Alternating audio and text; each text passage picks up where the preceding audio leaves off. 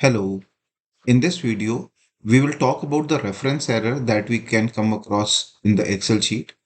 What is it and how to resolve it? So let's understand that. Here we have a sample table where we have name of the people, points achieved by each person and total value.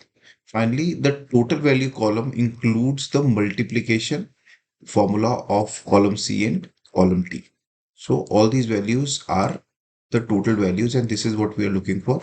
But the requirement is that C and D column is not required because the total value has already been calculated. So the moment we delete these columns, column C and D, the reference value error starts popping up.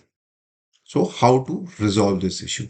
In that case, first we start with copying the column that we want to resolve or where we don't want to see the reference error. Copy and after that go into paste. The value parameter has to be selected.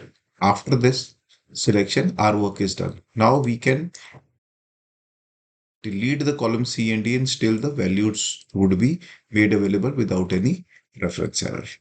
Hope this video helps us. Thank you.